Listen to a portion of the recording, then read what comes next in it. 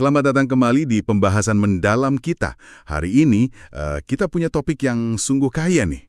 Kita akan lihat bagaimana sosok Yesus dan juga Alkitab, ya, kitab sucinya, itu dipahami dan dibaca dalam konteks Asia yang, luar biasa beragam. Betul sekali. Di depan kita udah ada tumpukan sumber nih. Ada riset akademis, catatan sejarah, refleksi pribadi juga.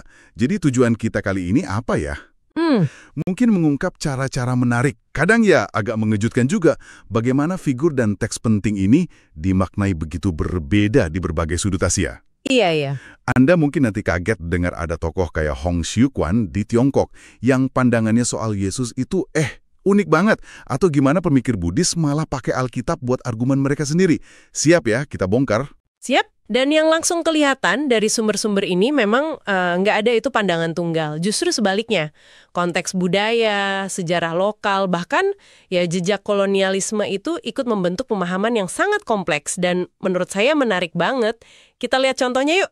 Oke, mari kita mulai dari sosok Yesus dulu. Di Tiongkok abad ke-19 kan ada Hong Xiuquan ya, pemimpin pemberontakan Taiping yang besar itu. Iya, dahsyat itu. Nah, catatan sejarah bilang, buat dia nih, Yesus itu putra pertama Tuhan. Tapi bukan Tuhan itu sendiri. Beda ya? Beda banget. Dia malah lihat dirinya sebagai adik ilahi Yesus.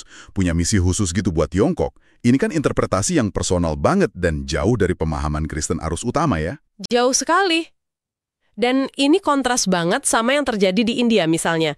Beberapa reformis Hindu kayak Farmazola dan Chuduri, mereka justru nyerang. Nyerang gimana tuh? Ya, menurut sumber-sumber ini, mereka mempertanyakan keabsahan sejarah Yesus, terus keandalan Injil juga. Ada yang bilang perjanjian baru itu tulisan kacau atau bahkan palsu. Wah, jadi penolakan total ya? Baik pesannya maupun pembawanya. Kurang lebih begitu, tapi ya nggak semua di India begitu juga. Oh iya, ada pandangan lain? Ada, kayak pemikir namanya Pareh. Dia menolak menyamakan Yesus dengan konsep avatar Hindu. Tahu kan perwujudan dewa gitu? Iya ya. Nah, Pareh ini katanya lebih terpesona sama kepribadian Yesus. Bukan cuma ajaran moralnya, justru kehidupan Yesus itu sendiri yang penting buat dia.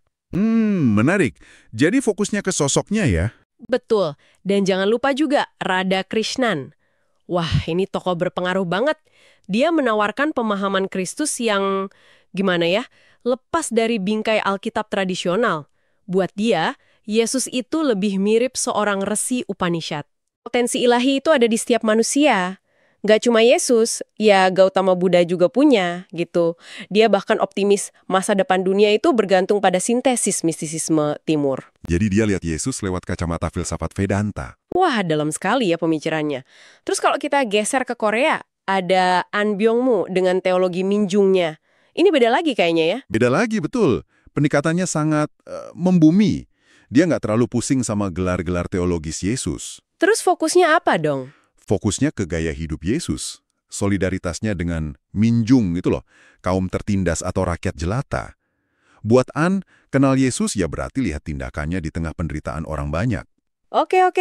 Jadi kalau kita tarik benang merahnya nih dari berbagai pandangan soal Yesus ini, ya sumber-sumber ini nunjukin perbedaan pendekatan yang cukup mendasar ya. Kalau pandangan Barat sering lihat Yesus sebagai pembawa kabar baik, fokusnya merekrut pengikut baru gitu kan. Iya. Banyak pandangan di Asia itu lebih lihat Yesus sebagai pembawa pencerahan atau kesucian batin. Fokusnya lebih ke pertumbuhan spiritual pribadi. Dan ini seringkali muncul sebagai respons terhadap pandangan orientalis atau pengalaman kolonialisme. Itu ya. Seringkali begitu ya. Ya, ada semacam reaksi atau reinterpretasi dari dalam. Oke, tadi kita udah lihat betapa beragamnya Yesus dipahami. Logikanya kan kita tanya, gimana dengan teks sumbernya, Alkitab? Nah, itu dia. Ternyata ceritanya juga nggak kalah kompleks dan berwarna ya waktu masuk ke Asia. Ada cerita-cerita menarik dari para kolportir, penyebar buku keliling itu. Iya, zaman dulu ya. Di Tiongkok misalnya, Alkitab itu sampai dianggap punya semacam kekuatan magis gitu loh. Katanya cuma baca frasa mahkota kehidupan aja bisa langsung ngubah hidup orang. Wah, luar biasa ya persepsinya. Dan memang penyebarannya didukung upaya besar dari lembaga kayak Bible Society. Mereka pengen bikin Alkitab jadi buku termurah. Biar terjangkau semua orang ya. Betul. Tapi itu tadi, penerimaannya nggak selalu mulus. Di India Selatan misalnya, ada perdebatan sengit soal terjemahan Alkitab ke bahasa Tamil. Perdebatan soal apa itu? Soal bahasanya, ada penolakan kuat terhadap penggunaan bahasa Tamil kucheri. Itu bahasa sehari-hari yang dianggap nggak murni, campuran gitu. Maunya pakai versi yang lebih klasik. Oh, jadi bukan cuma soal teknis terjemahan ya? Bukan. Ini udah cerminan resistensi budaya dan politik juga terhadap pengaruh luar. Menarik kan? Menarik banget.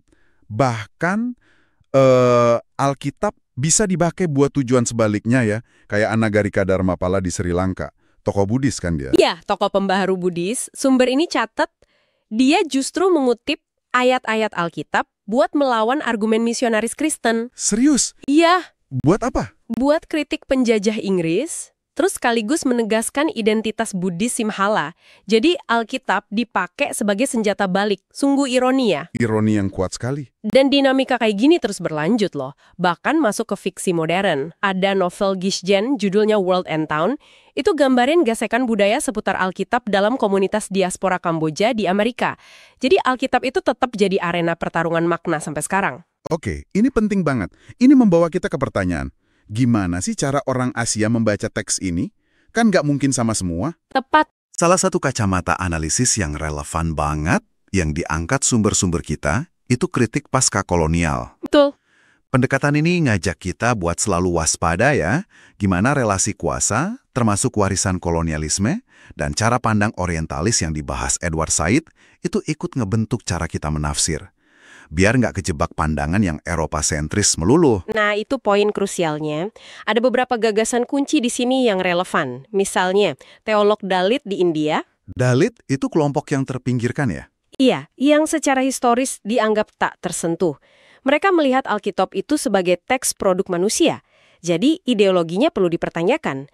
Teks ini membebaskan kaum tertindas kayak mereka, atau malah ikut melanggengkan penindasan?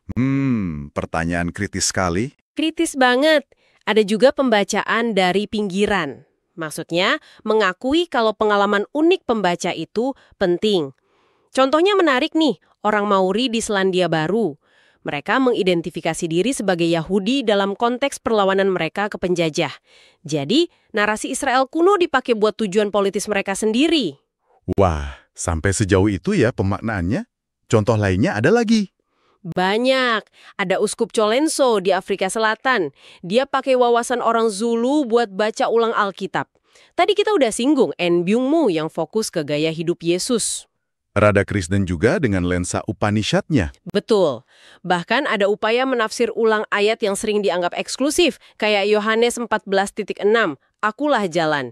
Biar lebih relevan di masyarakat majemuk, itu dilakukan teolog Sri Lanka Wesley Arya Raja. Jadi intinya apa nih dari semua metode membaca ini? Intinya ada pergeseran cara pandang yang signifikan.